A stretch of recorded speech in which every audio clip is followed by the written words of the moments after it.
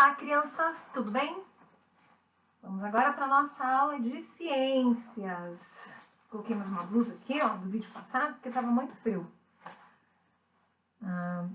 Abram lá o seu livro de ciências, né? Pegue o livro de ciências, o livro 2. Abram na página 38, nós vamos trabalhar até a 52. A página 36 e 37 é a PA1, tá? Vocês vão fazer a leitura da página 36 e depois vão responder a 37. O que vocês vão tirar foto para mandar para a professora? Apenas a página 37, certo? Vocês vão tirar foto dessa página, que é essa página que eu vou avaliar. Mas vocês vão usar a 36 para fazer a leitura para poder responder a 37. Bom, então vamos lá para a página 38. Na página 38 é uma continuação ainda da 37, certo? Você vai responder a número 2 ali, que ainda é uma continuação, mas essa página aqui, ela não vale nota mais, tá bom?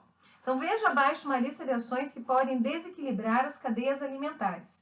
Em seguida, pinte de laranja aquelas que se referem ao homem e as de verde, aquelas que se referem aos eventos naturais. Por exemplo, ali, destruição do habitat dos animais por meio do desmatamento. Quem causa o desmatamento?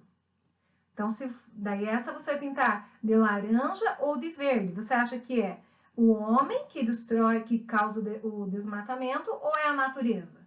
Então, você vai pintar da cor correspondente. Queimadas que ocorrem devido à queda de raios em árvores. Isso aí é o homem que faz ou é a natureza? Então, você vai pintar da cor que equivale a cada uma das duas, tá bom? A página 39, leia o caso abaixo.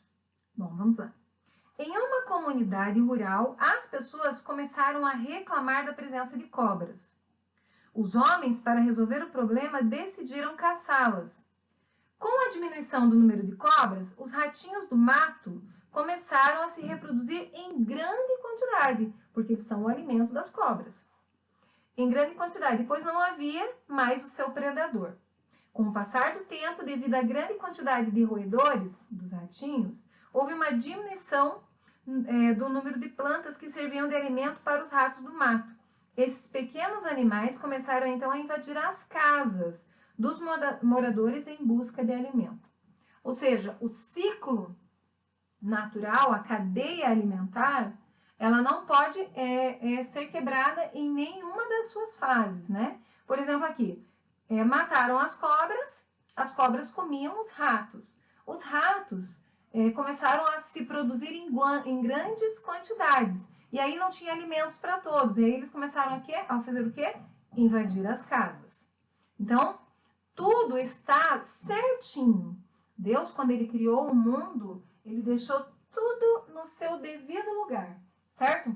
Tudo no devido lugar. Então, quando você mexe em alguma coisa, você acaba destruindo algo. O meio ambiente, a cadeia alimentar, ou seja, qualquer coisa que o ser humano interfira, ele acaba destruindo algo. Na situação acima, é representada uma cadeia alimentar. Desenhe abaixo. Então, lá no seu desenho, você vai fazer o quê? Primeiro, você pode desenhar a cobra, que come o rato, que come a planta, certo? Então, começa lá na planta, daí o animal que come a planta, o rato. Depois, o animal que come o rato, a cobra. Essa é a cadeia alimentar que está sendo representada aqui na página 39, que você vai representar. Página 40. Agora, volte à cadeia alimentar que você fez e classifique os seres vivos em produtores e consumidores. Lá no seu desenho que você fez, da cobra, da planta, do rato e da cobra, você vai colocar lá quem é consumidor, quem é produtor e quem é consumidor, certo? Então, você vai colocar lá, o ratinho, ele é o quê? Consumidor. A cobra é o quê? Consumidora. E a plantinha, ela é o quê? Produtora, certo? Você vai escrever cada uma do produtor ao consumidor lá na cadeia alimentar que você fez na página 39. Letra C. No ambiente apresentado na situação anterior, percebemos um desequilíbrio na cadeia alimentar. O que ocasionou? Então, acabou desequilibrando essa cadeia alimentar entre a cobra, o rato e a plantinha. O que causou esse problema? Então, você vai escrever ali. Letra E. D. O desequilibrou na cadeia, o que o desequilíbrio da cadeia alimentar provocou? Bom, o homem matou as cobras, desequilibrou a cadeia alimentar. Então, o que desequilibrou foi aqui, ó, na letra C. No ambiente apresentado na situação anterior, percebemos um desequilíbrio na cadeia alimentar, certo? O que ocasionou? Então, o homem que matou as cobras, certo?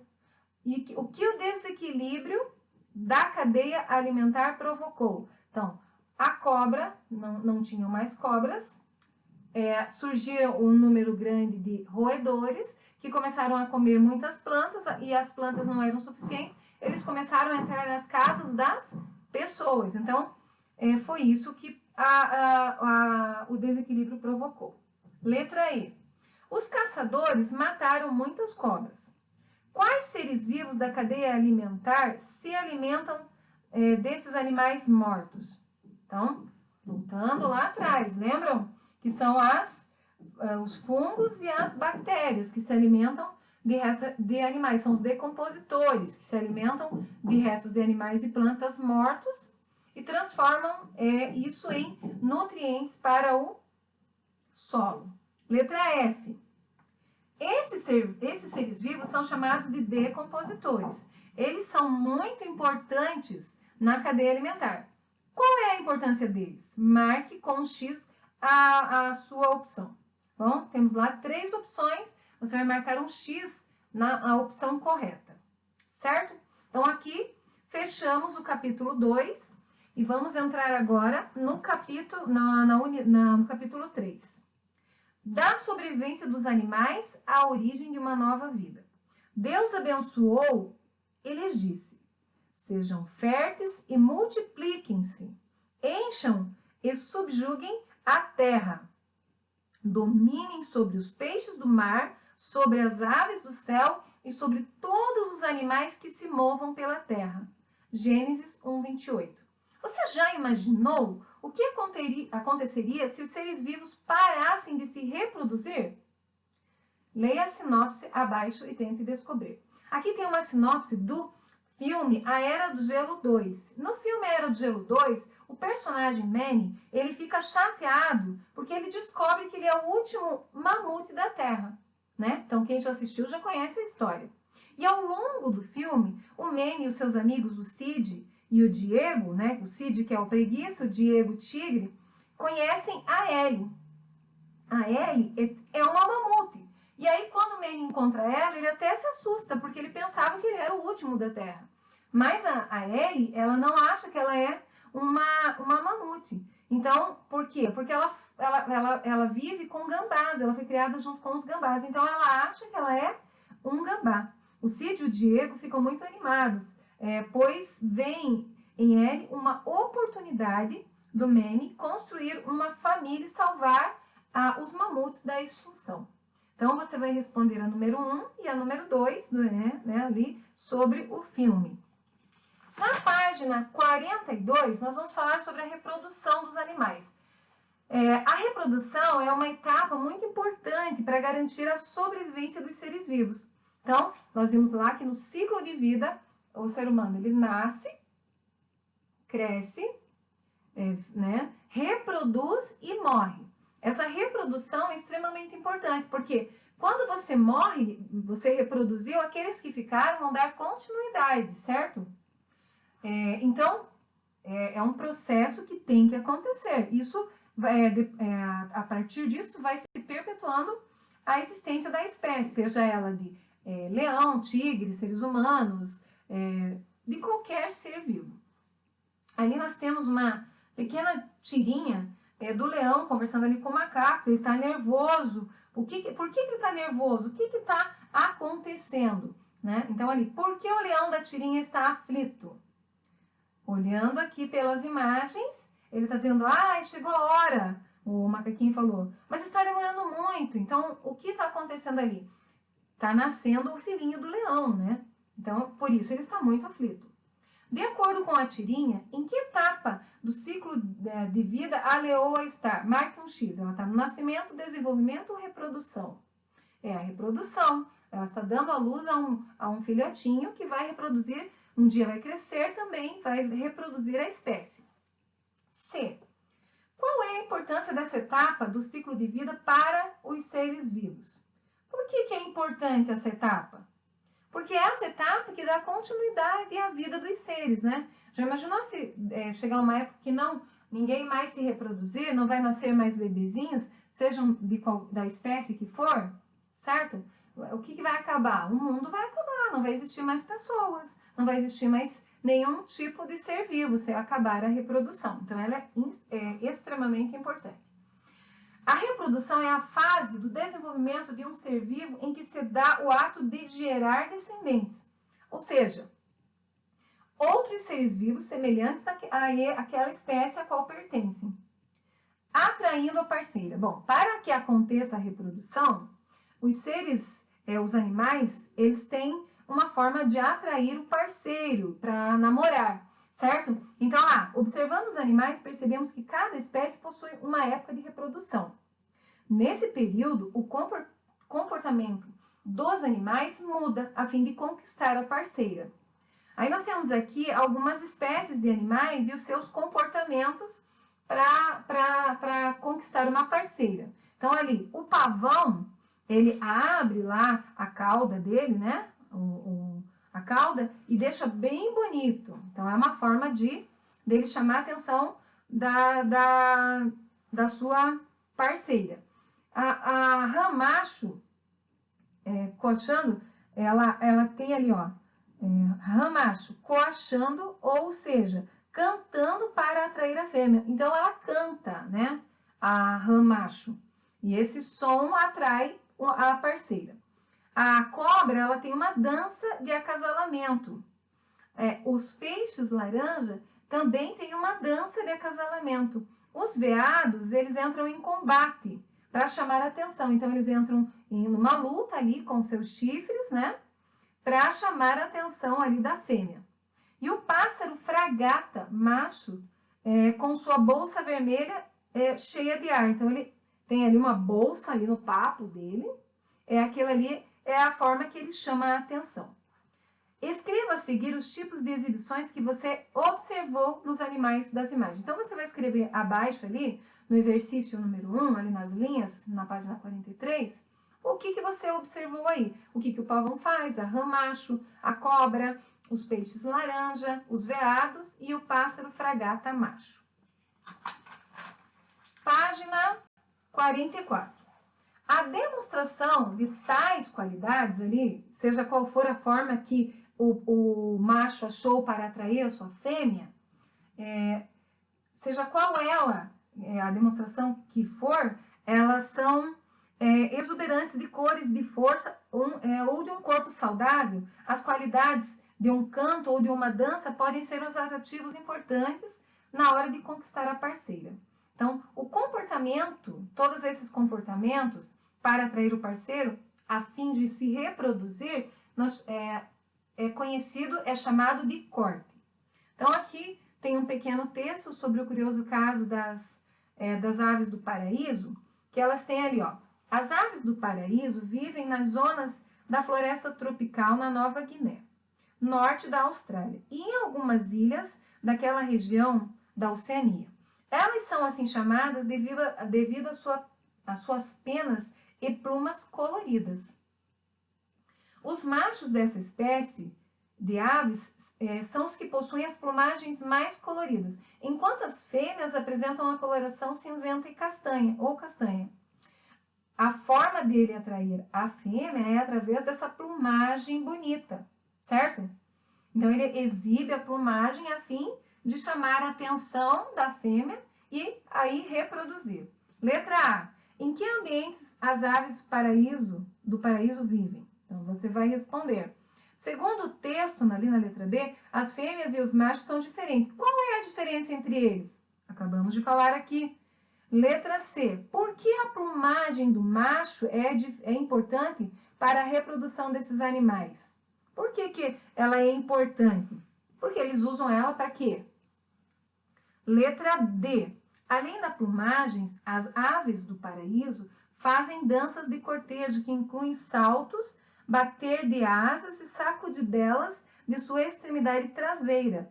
Pesquise no dicionário e escreva abaixo o que significa a palavra cortejar. Então, você vai lá no dicionário e vai escrever aqui o que significa cortejar. Página 46. Ciências e tecnologia. O canto é um dos materiais de estudo dos especialistas em aves. Esses são os chamados ornitólogos. Esses especialistas estudam o canto, gravam o canto de alguns pássaros e daí depois eles colocam esse canto assim a fim de chamar as fêmeas para estudar os seus comportamentos. Então, letra 1. Número 1. Você conhece o canto de algum pássaro? Liste abaixo o nome de alguns pássaros que são conhecidos por terem um belo canto. Então, você vai escrever aí, tem 4 linhas, 4 aves que têm cantos que são conhecidos por cantar bem bonito. Então, você pode pesquisar no Google também, ou perguntar aí para o seu pai ou para a sua mãe. De acordo com o texto, esses aparelhos criados pelo homem para serem utilizados tanto para o bem quanto para o mal, qual é a utilidade positiva que o homem tem dado para esse produto? Certo? Esses aparelhos eles são construídos para chamar os pássaros para estudar, esses especialistas. Mas tem muitos aparelhos que são... tem muitas pessoas, né, que usam esse aparelho para chamar os pássaros, para prender eles e vender, né, o que é ilegal. Né? Então, isso não pode. Então, esse aparelho, em que situação, né, ele é usado para o bem? Né? Qual é o lado positivo da criação do aparelho? Estudar esses animais, certo? Características passadas de pais para filhos. Muitas características que os animais apresentam em seus corpos são transmitidos de pais para filhos por meio do processo da reprodução. Então, ali nós temos ali, observe as imagens abaixo, de diferentes famílias de animais e tente identificar as semelhanças que há entre filhotes e pais. Então, nós temos a família de elefantes, a família de cisnes, a família de hipopótamos e a família da foca ali, certo? A foca com seu filhote. Então, o que você observa ali? Então, a família de elefantes, a de hipopótamos e a da foca, elas são iguais, né? A gente consegue identificar que os adultos e os filhotes são parecidos. O que muda é o tamanho, né? Os adultos são grandes e os filhotes são pequenos. Já na família dos cisnes, né? Existe uma diferença entre os pequenos, os filhotes, e os adultos. Os filhotes, eles têm o bico todo preto. Já os adultos, né, eles têm o bico alaranjado, certo? Então, existe essa diferença, é isso que você vai escrever nas linhas ali abaixo. Página 48. Além de os filhotes possuírem características físicas semelhantes às de seus pais, eles também herdam práticas e comportamentos da espécie. Por exemplo, a forma como buscam o alimento, a forma como cortejam seu parceiro para a reprodução e a maneira como se locomovem. Aí nós temos aí uma família ali, estão ali conversando e a pessoa está olhando ali, a filhinha está olhando no quadro, né? Vendo ali, é a Yumi, né? Está olhando o quadro dos pais. Então ela diz assim, também tenho características parecidas com as dos meus pais. Meu nariz, por exemplo, acho muito parecido com o da minha mãe. E eu sou muito brincalhona, assim como meu pai. Então, você também aí na sua casa vai perceber que você tem algo que é parecido com seu pai ou com sua mãe, certo? Então, você pode observar, assim como a Yumi, essas características. Assim como os animais, os seres humanos também possuem características semelhantes às dos seus pais. O nariz, a cor dos olhos, a boca, o formato, o jeito de andar, de comer, de dormir, temperamento, alguns gestos, o gosto por alguns alimentos, enfim, várias características. E você, com quem se parece? Pense nas características físicas e também nas de comportamento que você herdou de seus pais. Em seguida, escreva algumas que você herdou do seu pai e algumas que herdou da sua mãe. Então, você vai escrever abaixo aqui que características você tem que parecem com as do seu pai e que características você tem que parecem com as da sua mãe. Né? Nós podemos fazer a leitura dessa atividade na nossa videoconferência, se você quiser falar o que você tem que é parecido com o papai e o que você tem que é parecido com a mamãe. Página 49. Cuidando dos filhotes para manter a existência do grupo. Pais cuidadosos. Você vai fazer a leitura da página 49 e aí, ali em cima do exercício 1, diz assim: ao nascerem, muitos animais recebem cuidados especiais de seus pais. Você vai fazer a leitura e vai responder a página 50. Também a página 51 e a 52. Então, todas elas estão relacionadas ali à página 49. Então, sobre cuidado dos filhotes para manter a existência do grupo. Porque tem filhotes que nascem e já estão extremamente com risco de vida, né? Por exemplo, tartaruguinhas, quando elas saem lá, que a tartaruga bota o ovinho, quando eles nascem, eles vão para o mar. Vocês já viram? Vão para o mar. E quando eles chegam ao mar, até eles chegarem na fase adulta, morrem milhares e centenas. Por quê? Porque eles são pequenininhos, estão expostos a várias situações ali no mar, né? São alimentos de vários animais, então tudo isso precisa de um cuidado. Então aqui vai falar sobre os golfinhos, né? Que são animais marinhos que se reproduzem gerando um filhote por vez. Após o nascimento do filhote, a mãe amamenta até 1 ano e meio de idade e dessa forma, durante esse período, ele não precisará gastar energia buscando alimento, ficando assim protegido. Ao longo do desenvolvimento do golfinho, os pais cuidam dele para que ele sobreviva até a fase adulta. Além da amamentação, outro exemplo de cuidado que esses animais demonstram pelos seus filhotes é que quando eles estão sujeitos à ação de alguns predadores, como o tubarão, né? Quando eles estão assim, ó, além da amamentação, outro exemplo de cuidado que esses animais demonstram pelos seus filhotes é quando eles estão sujeitos a alguns predadores, como o tubarão. Em um possível ataque ao filhote, o pai, mais experiente e mais forte, o defende, assegurando a sobrevivência. Durante o período em que o filhote fica sob os cuidados dos pais, ele também passa por um aprendizado. Ele poderá observar seus pais buscando alimento e aprender como fazer isso, certo? Além disso, ele também aprenderá como fugir e se defender dos predadores. Então, depois de fazer essa leitura, você vai responder até a 52. Pessoal, a nossa aula de ciências finaliza aqui. Façam as atividades. O que você não conseguir fazer, deixe em branco. Lá na videoconferência você vai me perguntar, esclarecer a sua dúvida, e eu vou ajudar você a fazer essa atividade que você não conseguiu fazer, tá bom? Aqui finalizamos, eu acho que é isso. Qualquer dúvida, eu estarei lá esperando vocês. Então, um beijo, um abraço a todos, muitas saudades de vocês.